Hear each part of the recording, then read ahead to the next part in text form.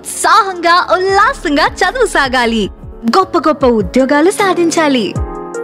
Vignan deemed to be university. అందరికీ నమస్కారం.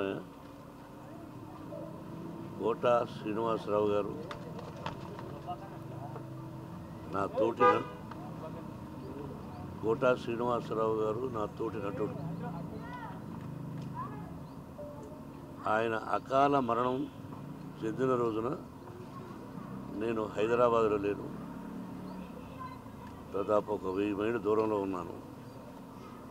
అది తెలిసి దిగ్భ్రాంతి చెందాను. అంటే కన్నప్ప సినిమా రిలీజ్ అయిన రోజున ఫోన్ చేసి, ఏమయ్యా చాలా బాగుందంట, మేము ఒకసారి ఏమయ్యా అనుకుంటుంటాం. మోహన్ బాబు గారు మిమ్మల్ని ఏమయ్యా అన్న పర్వాలేదా అంటుంటాడు.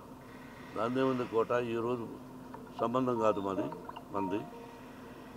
బిడ్డకు మంచి పేరు వచ్చింది, నీ ఆశీస్సులు నువ్వు చూద్దు అయ్యే సినిమాను కూడా చెప్పాను.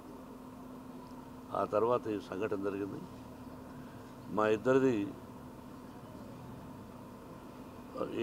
1987 సంవత్సరంలో వీరప్రతాప్ అనే సినిమాని నేను చేశాను, విఠలాచార్య గారి దర్శకత్వంలో.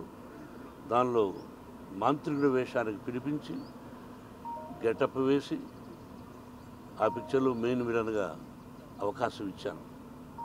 నా బ్యానర్లో, బయట బ్యానర్లో కానీ మేము కలిసి చాలా పిక్చర్స్ చేశాం. ఒక గొప్ప నటుడు, ఏ డైలాగునైనా అవలీలగా చెప్పగలడు. అటు విలన్ గాను, కామెడీ గాను, ఒక డిఫరెంట్ టైప్ ఆఫ్ మాడ్యులేషన్లో చెప్పగలిగిన మంచి నటుడు మన కోటా శ్రీనివాసరావు. నా కుటుంబానికి అతి సన్నిహితుడు.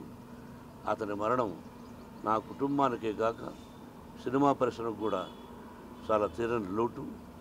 వారి ఆత్మకు శాంతి, వారి కుటుంబానికి మనశ్శాంతి కలగాలని కోరుకుంటున్నాను.